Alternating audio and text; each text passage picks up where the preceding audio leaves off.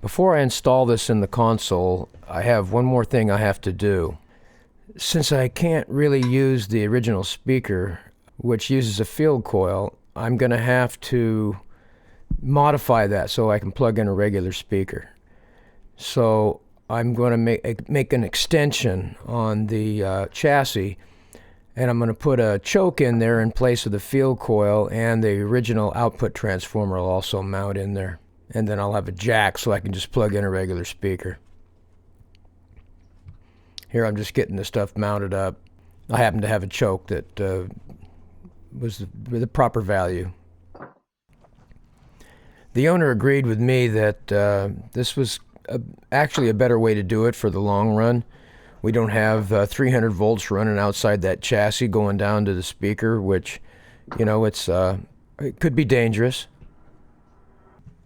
So here's the new choke and the old output transformer hooked up with a jack and ready to be tested out. So we just switched it on, watching the tubes warm up, and we should start hearing some noise. Yep, seems to be working all right. A lot of you know that I learned. No telling what you'll run into on AM radio. Hannity, what kind of... Harry Williams has...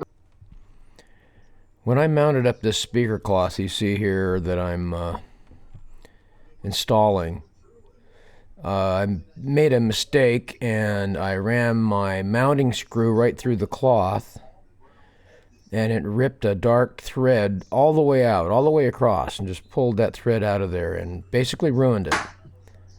So this is not the grill cloth that I ended up with. It's the same thing. I had to order another one. But the other thing I did was I didn't use staples when I installed the newest one. If you can see how that cloth is just laid out over that table, what I did was I clamped the left and right edges down with blocks of wood. And then I took the baffle and I slid it under the cloth, and then took some shims and lifted that baffle until the cloth got tight. And then I just took regular tight bond glue and put a bead all the way around the edge, and then kind of smeared it through the cloth and down into the wood, and then that was it. It was easier and it came out much better. According to Michael Katz at radiogrillcloth.com, you're really not supposed to use staples. It's better if you can stretch out that cloth and then and use some type of adhesive on the perimeter in an area that doesn't show. And I was able to do that. The dial came in, so I was able to go ahead and get the chassis mounted up, the speaker, and I also mounted up the antenna that I kind of fabricated. It actually works pretty good. I didn't have one for this radio. So I set this one up so that it could be rotated depending on which wall the radio is set against. This type of antenna is really directional. It makes a huge difference to get that thing turned the right way, so that's why I made it that way. And this is the original conduit for the light bar that you'll see later on that illuminates the bar. And well, the only thing I'm waiting for now is three more knobs. The dial came in, and it's you can kind of see it in there.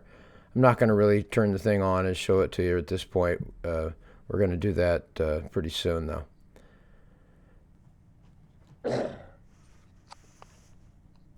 Well, the knobs finally came in, and I was able to get the final assembly done.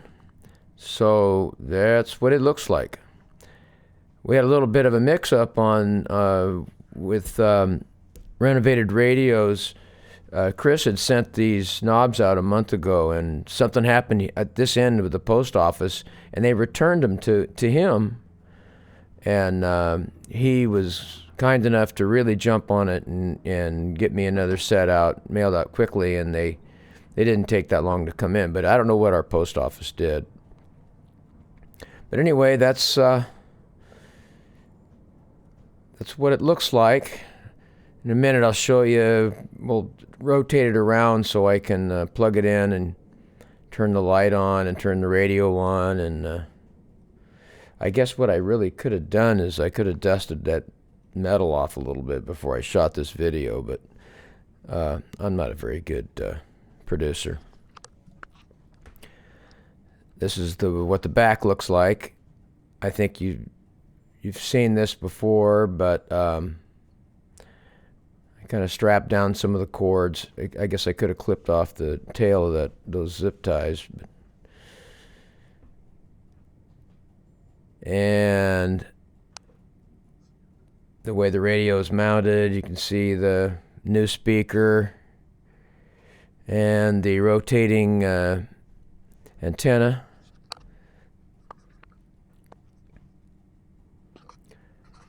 So I'm gonna reach around the back and switch the lights on. First I'll turn the switch on, and then I'll get those lights switched on. There used to be a different type of switch, but I couldn't find one, so I just put a toggle in there, and it works fine. And it really kind of a soft light. It looks really nice in a dimmer room with all the glasses and stuff in there. They're going to have to find all that stuff. Watching Top Gun 2. And this shows the dial and how it looks. And the tuning knob, there's a two-piece tuning knob. The outside is for quick rotation, and you can move through the dial pretty quickly with that. And then when you get close to a station, you use the center, and it fine-tunes into the station. It's amazing how good these old radios receive and sound. But at least I get to enjoy. I don't know. All right, let's find out more about the odds. So anyway, it's done. I'm going to probably deliver it the next couple of days. Not going far, just going. It's going up to my neighbor's house, and then he'll get some glasses for it and put some different types of alcohol in there, and then he and I and his wife will have a nice drink. Well, thanks for watching.